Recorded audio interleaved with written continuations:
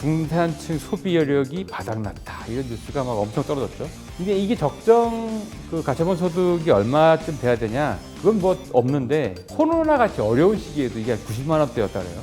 그러니까 엄청 떨어진 거죠 지금. 네. 그때보다 지금이 더 어렵다는 뜻이죠.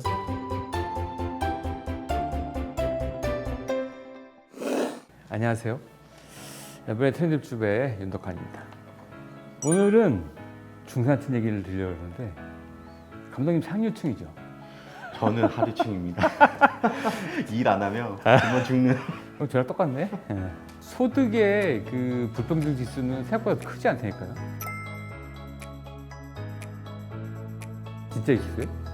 네, 진짜 중산층이 이제 없다고 들었거든요. 90년대만 해도 중산층이라는 개념이 있었다고 하는데 중산층은 개념이 없어진 것 같은 느낌.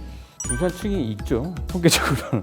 뭐 그런 비슷한 뉴스가 요새 많이 나옵니다. 3월 24일쯤에 통계청에서 낸 뉴스 때문에 그런 소식들이 많이 나왔는데 소득의 한 40%에서 60%니까 딱 소득 기준으로 1에서 100 이렇게 나눠가지고 이거를 20개씩 해서 이제 5등분으로 나누는 거예요. 그럼 딱 중간이 40에서 60%인데 여기에 해당하는 사람들의 순소득, 가처분 소득, 예를 들면 빚이나 이자나 필요한 거 의식주 다 빼고 손에 쥐는 이 소득이 70만 원대 아래로 떨어졌다. 정확하게는 68만 5천 원 정도 이렇게 이제 떨어졌다는 집계가 통계청에서 나오고 중산층 소비 여력이 바닥났다 이런 뉴스가 막 엄청 떨어졌죠.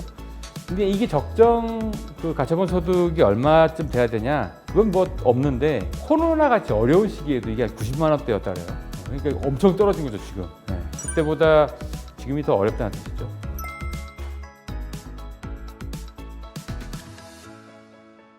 (20%씩) 해가지고 딱 가운데 20%가 중산층인데 그 비율이 준다는 뉴스가 있잖아요.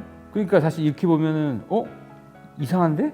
네, 이렇게 되는 거죠. 중산층이 줄어들고 있다는 뉴스는 통계적인 정의에 관련된 얘기예요. 20%씩 5등분 해가지고 가운데 층이 가처분 소득이 줄어든다는 뉴스는 나왔고 이 얘기가 아니라 소득을 그 삼성전자 이재용 회장부터 쫙 이렇게 1등부터 쫙 꼴등까지 빵원의 사람까지 나누면 딱 중간값이 나오겠죠. 요 소득의 75%에서 200%까지 예를 들면 딱 중간 소득 예를 들면 100만 원이다 하면 요 100만 원 기준으로 75만 원 버는 사람부터 200만 원 버는 사람까지 요 비중이 줄어들고 있다. 네, 요게 이제 통계적 기준이에요. 자, 요 통계적 기준으로 보면 이 비중이 예를 들어서 일본 같은 경우에는 1억 총중류 요런 단어가 있었어요. 이게 뭐냐면 거기 1억이 좀 넘잖아요.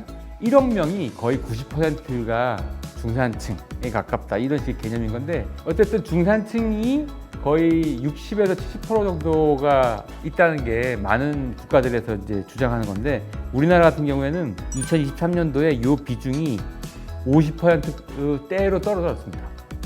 요거 가지고 이제 중산층이 줄어든다고 하는 거죠. 이게 이제 어느 정도 비중이냐면 그 2011년 기준으로는 51.9% 정도였다 그래요. 그러다가 계속 상승해가지고 2019년, 20년, 21년도가 이 코로나 때를 지나가는 때였는데 이때도 60.1%, 62%, 61.1% 이렇게 60%대였다가 2023년도에 50%대로 떨어집니다. 57.8%까지 떨어져요. 그래서 중산층이 줄어들고 있다고 하는 거예요.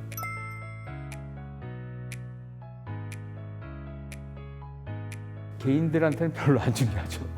국가 정책을 세울 때가 중요하죠. 왜냐하면 뭐 세금 비중부터 다 계산을 해야 되잖아요. 역으로 사회적 기준이나 이런 것들은 중산층의 이미지 뭐 이런 것들을 추구하는 사람들이 많으니까 이제 그런 것들이 훨씬 더 중요하고 이 중산층의 이미지가 왜 중요하냐면 이런 현실인식의 방향으로 사람들이 움직이거든요. 그래서 그 인식을 확인하는 게 훨씬 더 중요하다 이렇게 될 수 있겠습니다. 예를 들면 이런 거죠. 좀 여유가 있다고 하면 소비나 이런 쪽에서 조금 더 할 수 있잖아요. 그런데 객관적으로 돈이 있다고 판단되는 영역인데 스스로 난 좀 가난한 계층인데 이렇게 생각하면 감독님처럼 돈을 안 쓴단 말이죠. 요렇게 중요한 거죠. 자기 인식과 관련되어 있는 현상이라고 볼 수 있겠습니다. 왜 이게 주관적으로 이게 중요하냐? 여기 이제 보시면 2024년도 5월달 기사가 있는데 그 월 700만 원이 넘게 버는 사람들이 대충 이렇게 보면 1억이 넘거든요. 국세청 기준으로 상위 한 5%에서 7% 내외예요. 그 상류층이잖아요. 소득 기준으로는. 이분들이 스스로 중산층이라고 생각한다고.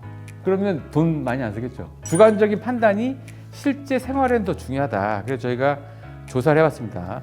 20대, 30대, 40대, 50대 1000명을 해가지고 조사를 해봤는데 상류층으로 보는 사람이 얼마나 될까요? 0.6%밖에 안 됩니다. 1000명 중에 60명. 자기가 이제 중산층이다라고 보는 사람들이 한 32.3% 정도 되고요. 중간층, 그거보다 조금 아래라고 생각하는 사람들이 34.2%라 그래가지고 대략 이 두 가지 계층을 더해보면 중간 계층이다라고 평가하는 사람들이 한 66.5%쯤 되겠네요. 10명 중에 6, 7명 정도는 자기가 그냥 중간 정도에 해당한다라고 생각하는 거죠. 이분들 이미지, 이거 되게 중요합니다. 중산층의 이미지가 어떠냐. 우리나라 사람들은 한국의 중산층들이 어떻게 형성됐냐. 많은 사람들이 일단 경제적 규모로 나래를 세워요. 부동산 자산이 어느 정도 돼야 되고 현금 보유량 어느 정도 되는 사람들이 중산층이다. 이 기준으로 그렇게 생각하는 거죠. 그다음에 이제 직업, 학벌 이렇게 생각하는 건데 경제적 기준이 굉장히 높다 보니까 이 중산층의 관심사가 어디 있냐라는 판단도 여기랑 관련돼 있습니다. 그래서 탑3가 뭐냐면 돈을 버는 거에 관심이 많다, 투자를 중요하게 생각한다, 저축을 중요하게 생각한다. 이 탑3예요. 그 다음에 굉장히 높은 비중으로 세금에도 되게 민감합니다. 경제적으로 되게 이기적인 사람으로 보는 거죠, 사실은. 자, 이렇게 이제 생각하는 경향도 있고, 이 경제적으로 중산층의 기준이 높다 보니까 이 사람들이 가지고 있는 교양, 예를 들어서 정치, 경제, 사회, 문화 쪽에 관심 중에서 경제에 대한 관심이 좀 더 높고 정치나 사회 분야에 대한 관심은 생각보다 높지 않다고 생각합니다. 그리고 그 경향성도 되게 낮아지고 있어요.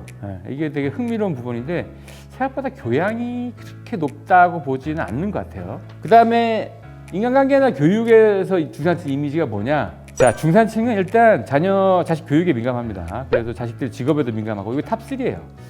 그래서 학벌에 민감해요.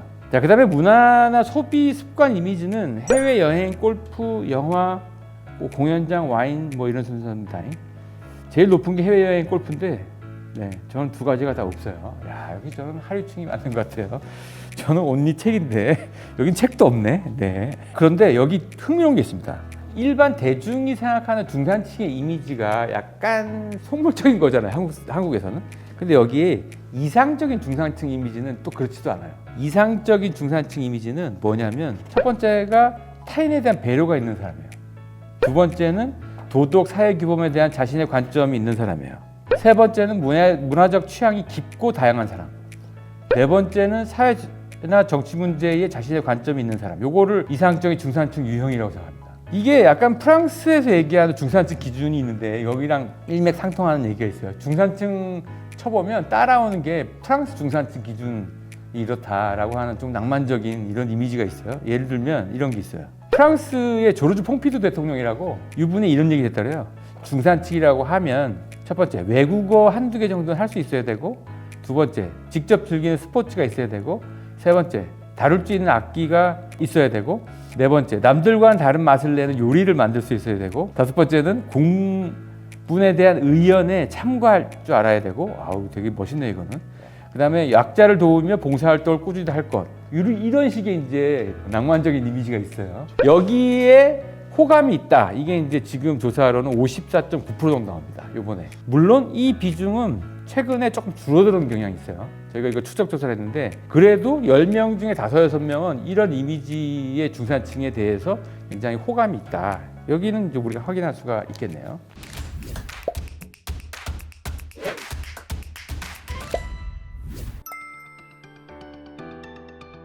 그게 결론입니다. 중산층이 왜 중요하냐? 이게 중산층이 기본적으로 숫자도 엄청나요. 한국 국가에서 차지하는. 이 사람들이 어떤 이미지나 이런 것들을 지향하냐에 따라 가지고 국가가 그 방향으로 움직일 가능성이 매우 큽니다. 그래서 중요한 거죠. 근데 여기 관련해서 지금 저희가 중산층에 대한 조사를 봤을 때 한국 사회에 주는 시사점이 한 3가지 정도 있어요. 자, 첫 번째는 일단 지금 경제적 기준의 중산층의 기준으로 삼는 사람들이 많은데 이 경제적 기준이라는 게 생각보다 상향화되고 있습니다.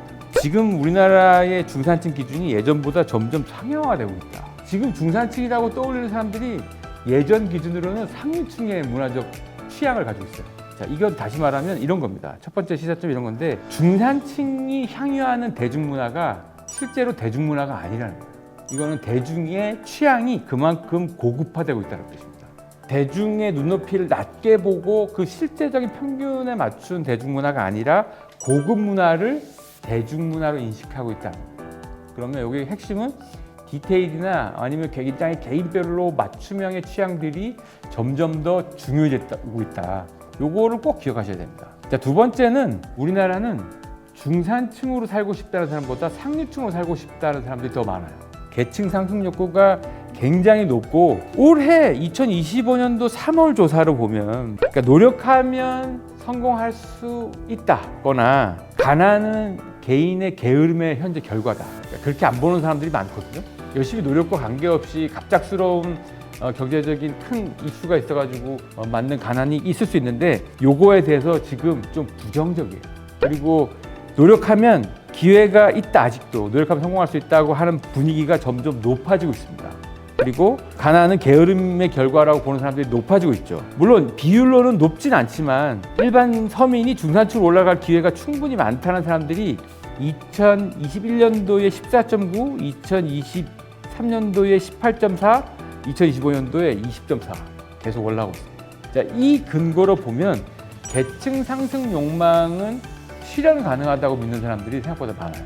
현재 불황이라고 보는 사람도 많고 경제학자들이나 전문가들이 1% 성장률도 붕괴될 거란 시나리오를 많이 그리고 있죠. 이렇게 되면 자산 가격은 무조건 떨어지거든요.